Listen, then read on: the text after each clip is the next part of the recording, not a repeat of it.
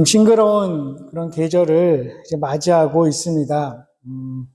지난 한 주간 동안 항상했던 나무들도 잎을 활짝 내는 것을 보게 됐습니다. 우리가 겨울에도 자연을 마주하죠. 하지만 겨울은 이제 움츠러들고 집 안에 많이 있다가 이제 5월부터는 더 밖으로 나가게 됩니다. 더 자연을 마주하는 시간들을 가지게 되죠.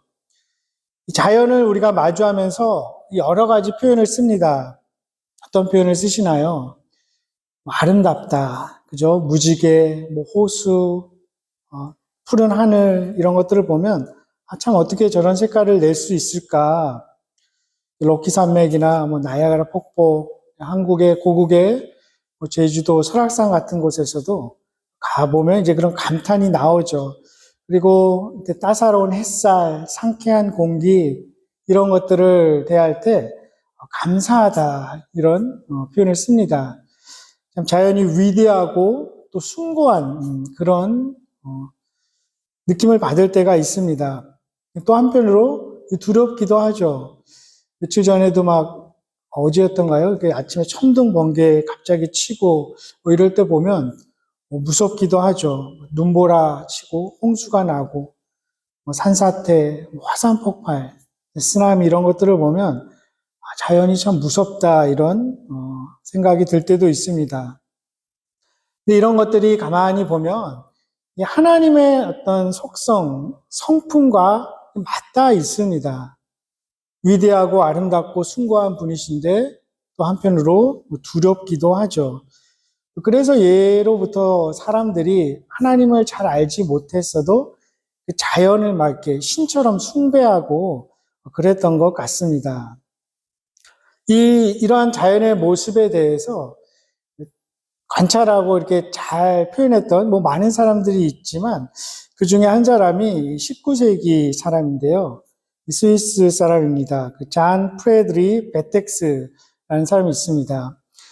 이 사람이 이렇게 자연을 보면서 표현을 합니다. 자연은 미소 짓는 여인의 얼굴과 크고 빛나는 눈을 가졌으면서도 젖을 먹이는 어머니의 가슴과 잔인하게 살을 찢는 발톱을 동시에 지닌 스핑크스다. 우리를 애모하다가도 찢어 발기고 우리를 양육하고 먹이다가도 파멸시키려 한다. 지혜로우면서도 눈이 멀었고 자비로우면서도 우리의 간청에는 귀를 막는다. 너무나 명료하고 단순하며 투명하게 놓여 있으면서도 불가사의하다. 그토록 조화로우면서도 모순으로 가득 차 있다. 정말 그렇죠. 이 자연이 편안한 어머니의 품속 같지만 또 한편으로 냉혹한 그런 심판자와 같을 때도 있습니다. 근데 이 베텍스라는 사람이 100년도 훨씬 지난 사람이죠. 예전 사람인데 이 자연을 관찰하게 된 이유가 당시에 19세기서부터 이제 유물론, 그다음에 이제 실증주의, 물질주의 이런 것들이 유럽을 이렇게 휩쓸고 지나가던 그런 시대였습니다. 그래서 이제 모든 것을 물질적인 것으로 이제 생각하고 하나님의 존재를 부정하는 그런 사상들이 다 일어나고 있었죠. 거기에 이제 맞서서 이 사람이 이 자연을 보면서 이 자연의 규칙성이 하나님의 존재를 부정하는 증거가 아니라 오히려 하나님의 그 창조의 질서를 드러내는 이 흔적이다. 이렇게 주장을 하게 됩니다. 그리고 이 사람이 그래도 통찰력이 있었던 게 뭐냐면 어떤 그런 유물론, 이 사람이 과학을 부정하거나 그런 사상들을 무조건 적대시했던 건 아닙니다. 수용하고 이용하고 했지만 이제 가만히 보니까 이런 유물론이나 특히 진화론, 이 안에는 적자생존, 약육강식 이런 사상들이 들어있지 않습니까? 그게 근거가 되니까 이러한 것들이 인간을 단순하게 또 생물학적인 기계로 생각하게 하는 것이죠. 산업이 발달하면서 그냥 사람을 단순히 어떤 효율성, 어떤 생산성, 경제성 이런 것들로 평가하게 만드는 그런 위험이 있다는 것을 발견한 거죠. 이제 인간이 상품화되고 기술 중심주의가 되다 보니까 어떤 그 영혼에 대한, 사람은 그렇지 않고 영혼을 갈망하고 또 어떤 아름다움에 대한 그런 감각이 있는데, 그런 것들이 단순히 그냥 어떤 물질주의로 막 환원되는 그런 것들을 꿰뚫어 보았던 거죠. 그래서 과학이라는 것, 과학은 그냥 어떻게라는 걸 설명하지만 왜라는 것은 설명 못한다.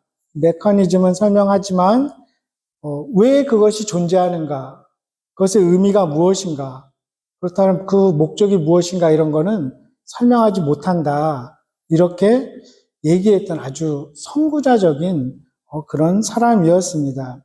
그래서 이 사람은 그 자연을 보면서 이 창조 세계를 하나님의 영광을 반영하는 그런 물질 세계다, 이렇게 말을 했습니다.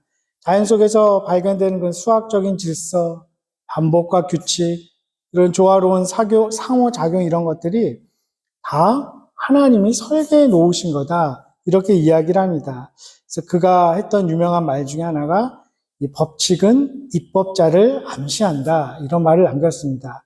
어떤 규칙이, 자연 법칙이 있다면 그것을 반드시 설계하고 만든 사람이 있다는 거죠. 그래서 그 자연이 하나님의 창조의 언어다, 이렇게 이야기를 합니다. 그러면서 이 사람이 자연을 대할 때 그 자연이 우리에게 계속 외친다는 거죠. 그래서 너희 인간들도 자연을 닮아라, 자연스러워져라, 이렇게 외친다는 것입니다. 그래서 이 사람 책을 지난주에 이렇게 이북으로 사서 한번 읽어보았습니다. 다 읽지는 못했는데 그 안에는 여성들에게 하는 말도 있는데 이런 말도 있었습니다. 자연을 좋아하는 남자는 그대도 좋아할 것이다. 하지만 곤충을 짓밟는 남자는 그대도 짓밟을 것이다. 그 남성이 자연을 사랑하고 좋아하는 남성인지 잘 보라는 그런 팁을 줍니다. 자연의 법칙 그대로 살아가는 것이 선하고 아름답고 자연스러운 것이라고 이야기를 하고, 그렇지 않으면 부자연스럽고 거짓에 빠지고 또 심판을 초래할 수밖에 없다는 거죠. 이 하나님께서 그래서 백성들에게, 사람들에게, 그 이스라엘 백성들에게 말씀하실 때도 자연의 예를 들어서 가끔 말씀하시기도 하죠. 대표적인 부분이 어떤 부분일까요? 아마 이 욥기서 후반부가 대표적일 것 같습니다. 특히 욥기서 38장에서 41장 보면 가장 장엄한 자연을 묘사하고 있는 부분이죠. 그 이전까지는 욥이 계속 하나님께 질문을 던지고 친구들이랑 이렇게 갑론을박하죠. 왜 의인이 고난받는가? 왜 하나님은 침묵하시는가? 왜 세상은 이렇게 혼란스러운가? 그런데 하나님이 직접적인 어떤 윤리적인 철학적인 답변은 안 해주시죠. 창조 세계를 말씀하시죠. 자연에서 일어나는 일을 말씀하십니다. 38장 시작 부분의 4절에서 내가 땅에 기초를 놓을 때에 너가 어디 있었느냐? 그리고 대답해봐라, 이렇게 몰아붙이시죠.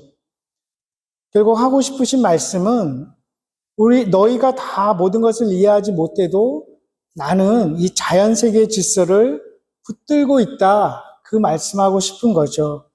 그래서 어떤 창조의 기초, 바다의 경계, 새벽빛, 별들의 운행, 하늘의 질서, 이런 것들이 다 우연이 아니라 나의 지혜 안에 있다, 이런 선언을 하십니다. 그리고 거기서 끝나는 것이 아니라 동물들을 쭉 말씀하십니다. 사자, 까마귀, 사냥소, 들나귀, 타조, 말, 독수리, 베헤모th, 굉장히 큰 뱀입니다. 리워야단, 엄청나게 큰 악어 종류죠. 이 리워야단에 대해서는 엄청 길게 수십 구절에 걸쳐서 막 말씀을 하십니다. 그러니까 욥은 고통스러워 하시는데 하나님은 너 내가 만든 악어 봤어? 이렇게 막 몰아붙이십니다. 그러니까 이 세상의 중심이 너희 인간이 아니라 내가 창조한 이 피조물들이다, 이 말씀을 하시는 거죠. 그리고 그 굉장히 특이하고 인상적인 것이 이 동물들을 만든 이유가 그들이 효율성이 있거나 쓸모가 있어서가 아니라 그냥 그 존재 자체로 내가 기뻐하기 때문에 만든 것이다. 이 말씀을 하시죠. 그러면서 우리 인간의 사고를 산산이 부수십니다. 놀랍게 거기에서부터 이제 욥의 치유가 일어납니다. 가끔 하나님께서 이렇게 자연을 비유로 들어서 자연을 통해서 말씀하시죠. 오늘 본문에서도 너무나 명백해서 의문이나 논란의 소지가 전혀 없는 그 자연스러운 일을 말씀하시죠. 밤이 되고 또 낮이 오는 것, 계절이 계속 바뀌는 것, 하나님이 정해놓으신 자연의 법칙, 질서, 그 누구도 막을 수 없는 일입니다. 이스라엘 백성의 그 예레미야의 시선을 하나님이 만드신 자연으로 돌립니다. 그리고 그 질서를 생각하게 하죠. 25절, 26절 이 공동 번역 성경에서는 내가 낮과 밤과 계약을 맺었다. 그리고 하늘과 땅에 법칙을 정해줬다. 이렇게 번역됩니다. 표준 세 번역은 나의 주야의 그 약정이 흔들릴 수 없다. 하늘과 땅의 법칙들이 무너질 수 없는 것과 마찬가지로 하면서 이렇게 쭉 말씀을 하십니다. 이 세상에 주야가 계속 존재하는 한, 하늘과 땅이 유지되는 한, 내가 너희들과 한 약속이 반드시 성취될 것이다. 이 말씀을 하시는 거죠. 이스라엘 백성을 향한 그 하나님의 긍휼과 사랑이 너무나 분명한 이 자연의 법칙처럼 또 누구도 막을 수 없는 그러한 규칙과 같이 이루어질 것이다. 너희를 향할 것이다. 우리의 가슴에 깊이 새기도록 이렇게 말씀하고 있습니다. 예레미야서 굉장히 긴 성경입니다. 앞부분 보면 주요 내용은 그것이죠. 유다를 통치하던 왕들 또 지도자들이 하나님의 언약에 신실하지 못했습니다. 또 우상 숭배를 하게 되고 또 사회 안에 불의가 가득했었습니다. 그래서 멸망을 자초한 것을 계속 지적합니다. 그러다가 이제 33장에 이르러서는 하나님께서 이제 다시 말씀하시는 거죠. 이스라엘의 그 패역함, 지도자들의 불의함에도 불구하고 하나님은 다윗과 맺은 또 레위인들과 맺은 그 언약을 잊지 않으셨다. 너희들의 행위가 아니라 내 약속의 근거에서 무조건 그 리더십을 다시 회복시킬 것이다. 자손들도 다시 번성하게 하실 것이다. 강조하고 있습니다. 33장 놀라운 약속의 말씀이 있죠. 3절에 보면 너는 내게 부르짖으라 내가 내게 응답하겠고 내가 알지 못하는 크고 은밀한 일을 내게 보이리라. 이렇게도 말씀합니다. 18세기 근대 선교의 아버지라고 불리는 윌리엄 캐리는 이 구절을 이제 설교하면서 이런 말을 했죠. 하나님으로부터 위대한 일을 기대하라. 하나님을 위하여 위대한 일을 시도하라. 이 설교를 기초로 해서 현대 기독교 단체들이 많이 생겨나게 됩니다. 하나님께서 이렇게 계속 말씀하심에도 불구하고 24절에 보면 이스라엘 백성이나 주위 민족들이나 부정적인 말을 합니다. 하나님께서 그 택하신 두 족속 이스라엘 유다 백성 버리신 것이다 이렇게 얘기합니다. 그리고 이웃 그 민족들도 유다 백성을 멸시하죠. 그리고 그들은 다시 나라를 이루지 못할 것이다 이렇게 수군거리고 비아냥거립니다. 거기에 바로 이어지는 이 하나님의 말씀이 25절, 26절이죠. 하나님은 야곱의 자손, 다윗의 자손을 결코 버리지 않을 것이다. 다스릴 통치자를 다시 세우실 것이다. 궁극적으로는 예수 그리스도를 통해 이루어집니다. 또한 이 말씀은 그 예수 그리스도를 통해서 의롭게 된 우리 각자에게도 적용되는 말씀입니다. 우리를 향한 하나님의 사랑, 약속은 반드시 이루어지고 변하지 않습니다. 사람들의 평가나 비난에 상관없이 우리를 향한 하나님의 사랑과 약속은 신실하십니다. 26절, 이 포로된 백성들을 돌아오게 한다. 이 돌아온다는 표현을 메시지 성경에서는 잃은 것 전부를 되찾게 해주겠다. 이렇게 번역해 놓았습니다. 우리가 잃었다고 생각하는 것들 하나님께서 다 다시 돌려줄 것이다. 되찾게 해주실 것이다. 은혜로운 약속의 말씀입니다. 이 베텍스의 말을 한번 다시 곱씹어 봅니다. 너희도 자연을 닮으라. 이렇게 말하는 하나님이 만드신 그 창조 세계, 그 속에서 우리가 하나님을 닮은 자들로, 이 자연스러운 그리스도인으로 살아가는 것이 무엇일까 한번 묵상해 봅니다. 때로 우리의 모습이 하나님께서 우리에게 약속하신 것, 또 우리를 향한 사랑 확고하고 누구도 막을 수 없는 것이라는 것 알고 있지만 어떤 방법으로 어느 때에 이루어질지 알지 못해서 종종 불안해하기도 합니다. 대자연 앞에서 두려워하는 우리의 모습과도 같습니다.